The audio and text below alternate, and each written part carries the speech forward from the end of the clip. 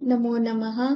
आज आपण बघूया एस-एस-सी बोर्ड प्रथम पाठ आद्य कृषकः पृथुवैन्यः. आद्य म्हणजे पहिला, कृषकः म्हणजे शेतकरी, पृथुवैन्यः म्हणजे पृथुवैन्य नावाचा पहिला शेतकरी होऊन गेला. ऋग्वेदात एषा कथा उद्धृता म्हणजे ही कथा कुठून घेतलेली आहे? ऋग्वेदातून. वेन भूपतेः पुत्रः वैन्यः एव पृथुवैन्य इति नाम्ना ज्ञातः. वेन भूपते राजाचा पुत्र म्हणजे वेन भूपते राजा होता त्याचा पुत्र वैन्य तोच पृथुवैन्य म्हणून ओळखला जात होता. या पृथुवैन्य या नावाने ओळखला जात होता. सह प्रजाहितदक्षः आदर्शः सम्राट इति स्मृतः. तो प्रजाहितदक्ष आदर्श सम्राट म्हणून प्रसिद्ध सगळ्यांच्या स्मरणात तो होता. भारतदेशे पृथुना एव कृषिकार्यं प्रारब्धं संशोधितं विकासं नीतं च. भारत देशामध्ये पृथूनेच शेतीच्या कार्यामध्ये संशोधित केलं, विकास केला त्याचा, म्हणून तो आदर्श सम्राट म्हणून ओळखला जाऊ लागला. त्याने भारतामध्ये पहिल्यांदा शेतीच्या कार्याला सुरुवात केली. सः एव कृषिविद्यायाः जनकः इति मतः. तो कृषिविद्येचा जनक म्हणून ओळखला जायचा.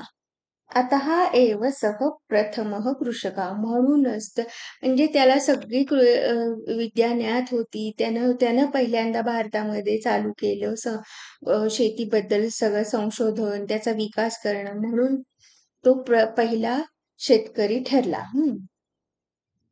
धरित्र्याः पृथिवी इति नामाभिधानं पृथोः कार्यस्य स्मारकम् इति मन्यते बुधैः.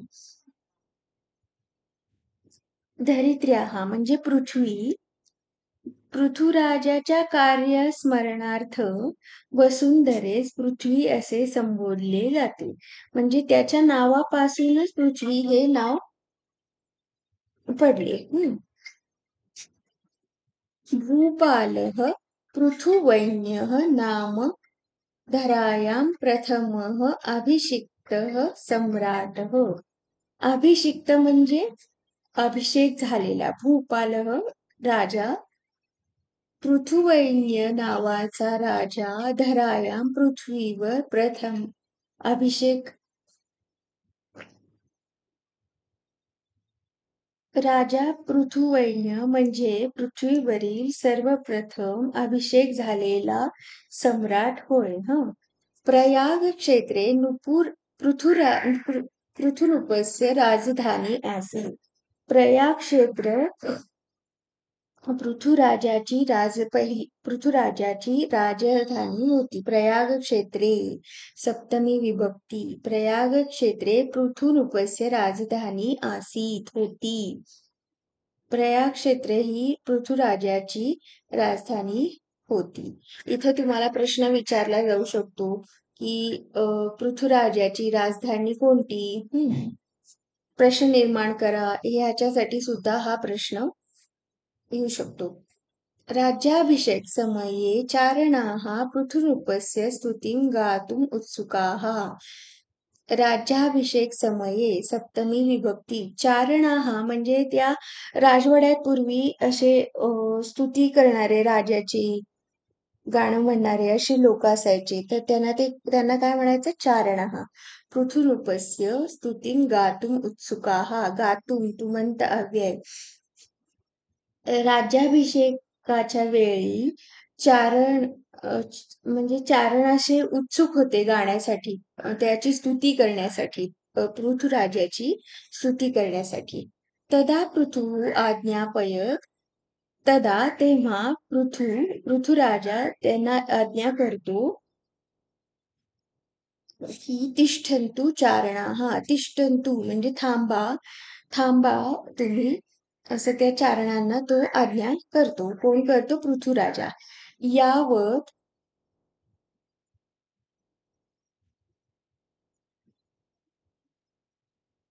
यावत् मम सद्गुणाः न प्रकटीभवन्ति तावद् अहं न स्तोतव्यम्. यावत जोपर्यंत माझे सद्गुण प्रकट होत नाही, न प्रकटीभवन्ति प्रकट होत नाही, तावत तोपर्यंत माझी स्तुती करू नका, असे तो आज्ञा करतो. कोणाला करतो? चारणा.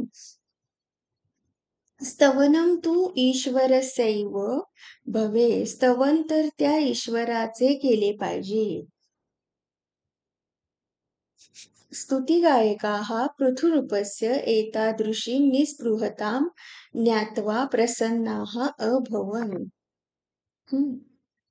हे म्हणजे तो काय म्हणतो, त्याच्या बोलण्यातून त्याचा मोठेपणा दिसतो, की तुम्हाला स्तुती करायची असेल तर तुम्ही ईश्वराची पहिली केली पाहिजे. माझे अजून सद्गुण प्रकट व्हायचे आहेत.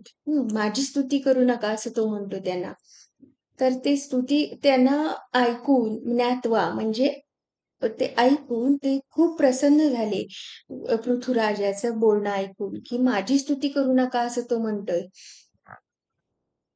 यातून त्याचा मनाचा मोठेपणा दिसून येतोय. एकदा पृथुराजः स्वराज्ये भ्रमणम् अकरोत्. एकदा पृथुराज स्वराज्यामध्ये भ्रमण करत होता, फिरत होता. भ्रमणसमये तेन दृष्टं यत् प्रजाः अतीव कृशाः अशक्ताश्च. भ्रमणसमये म्हणजे भ्रमण करताना त्याने पाहिले यत् प्रजा ही प्रजा अतीव कृशाः म्हणजे खूप कृश झालेली आहे, अशक्त झालेली आहे. ताः प्रजाः पशुव जीवन्ति. म्हणजे ताः प्रजा, ती सगळी प्रजा पशुप्रमाणे जगत आहे. निकृष्टान्नम खादंती. अत्यंत निकृष्ट दर्जाचा अन्न प्रजा खात आहे, कृश झालेली आहे, अशक्त झालेली आहे, असं पृथ्वीराजाला भ्रमण करताना दिसलं. राज्यामध्ये तो जेव्हा भ्रमण करत होता तेव्हा त्याला दिसलं. तद्दृष्ट्वा ते पाहून राजा चिंताकुलः जातः. ते पाहून राजा खूप चिंताकुल झाला. तदा पुरोहितो वदत.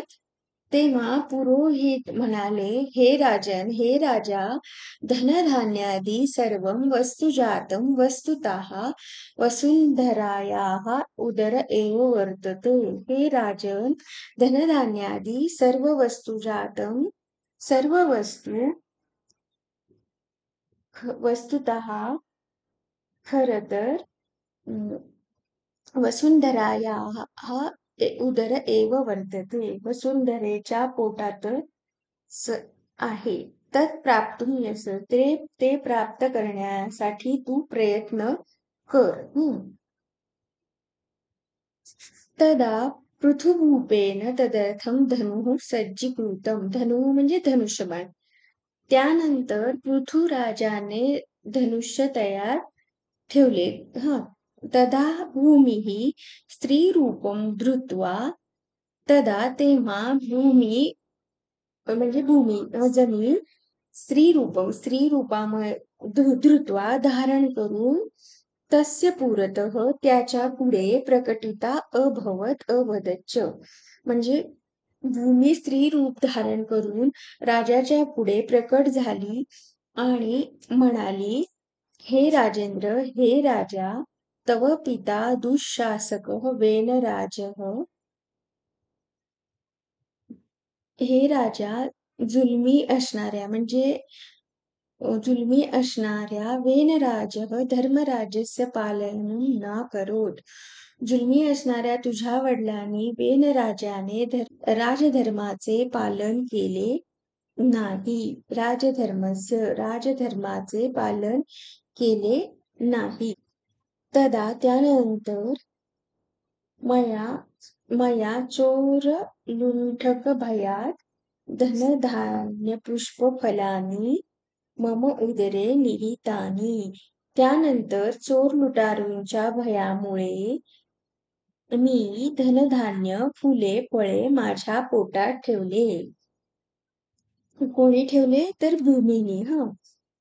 कारण चोर लुटारू घेऊन जात होते म्हणून तिने तिच्या पोटात धनधान्य, फळ, पुष्प ठेवली. त्वं तु प्रजाहितदक्षः नृपः. त्वं तू तर प्रजाहितदक्ष राजा आहेस. यदि त्वं प्रयत्नेन कृषिकार्यं करोषि, यदि त्वं जर तू यदि त्वं जर तू प्रयत्नपूर्वक कृषिकार्य केलेस तर मी कृषिकार्यं करोषि तर्हि अहं प्रसन्ना भविष्यामि. तर मी प्रसन्न होईल. अतः धनुः त्यज. म्हणून धनुष्य सोडून दे. खलित्राणि हलान् कुद्दालकान् लवित्राणि च हस्ते गृहीत्वा प्रजाजनैः सह कृषिकार्यं कुरु. आणि ती भूमी त्याला काय सांगते तर तू तू प्रजाजन समवेत म्हणजे प्रजाबरोबर प्रजेला घेऊन बरोबर फावडे, खलित्राणी, हलान म्हणजे खुरपं वगैरे असं म्हणजे जे शेतीला लागतात ते आहे इथे की खुरपं किंवा कुदळ, नांगर, विळे हे सर्व हातात घेऊन तू कृषी कार्याला सुरुवात कर. भूमातुः उपदेशं मनसि निधाय पृथुवैन्यः नदीनां मार्गम् अवरुद्ध्य कृषिकार्यार्थं जलस्य उपयोगम् अकरोत्. धरणी मातेचा उपदेश लक्षात घेऊन पृथुवैन्य राजाने त्यांचा मार्ग थांबवून पाण्याचा उपयोग कृषी कामासाठी केला. वृष्टिजलसञ्चयं कृत्वा जलव्यवस्थापनम् अकरोत्. म्हणजे त्यानं काय केलं भूमातु उपदेशं मनसी लिधाय म्हणजे भूमातेचा उपदेश त्यानं ऐकून मनामध्ये निर्धार केला की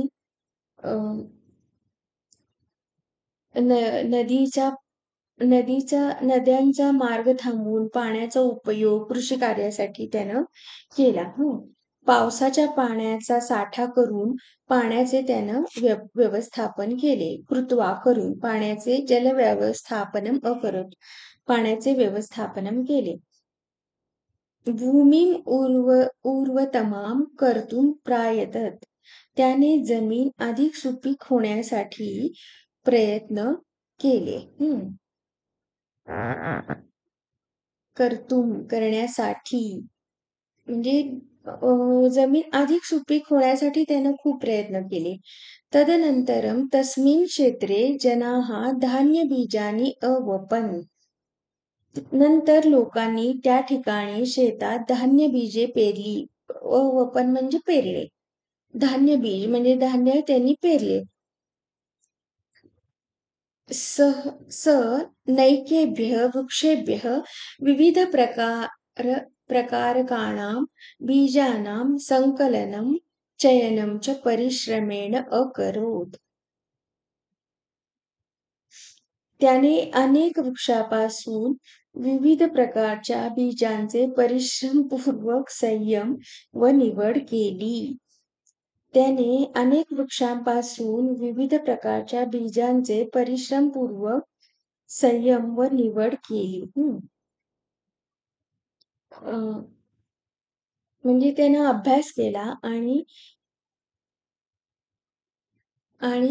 विविध प्रकारच्या जाती आहेत बीजांच्या ते एक संकलन करून त्याच्यावर संस्कार करून त्यानं त्याची पेरणी केली.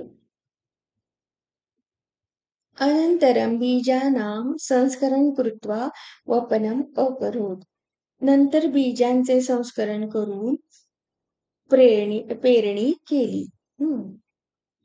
पर्जन्यानन्तरं बीजेभ्यः अंकुराः उद्भूताः.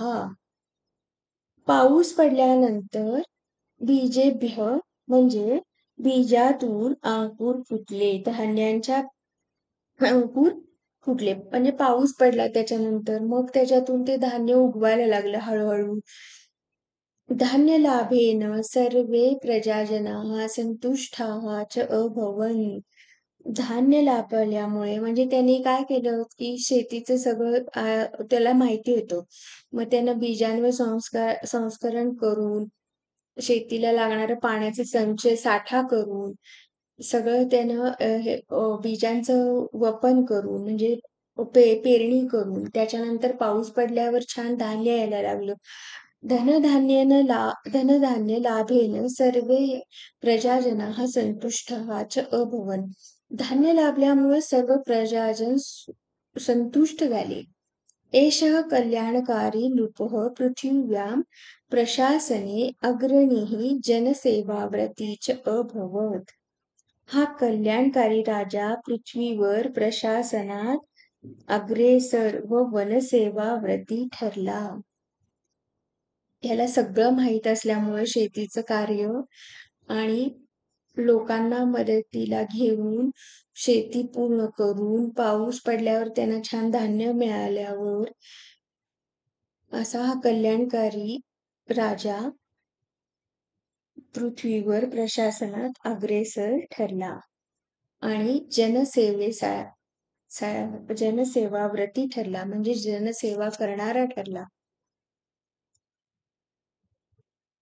पृथुवैन्यस्य आदर्शभूतानि कार्याणि संरक्षण व्यवस्था जलव्यवस्थापन पृथुवैन्यस्य जनसेवा काय काय करतं बघा तो संरक्षण व्यवस्था म्हणजे जलव्यवस्थापन, पाण्याचे व्यवस्थापन, कृषी संशोधन म्हणजे शेतीमध्ये संशोधन करायला लागतं की कसं बीज हे करायचं वगैरे.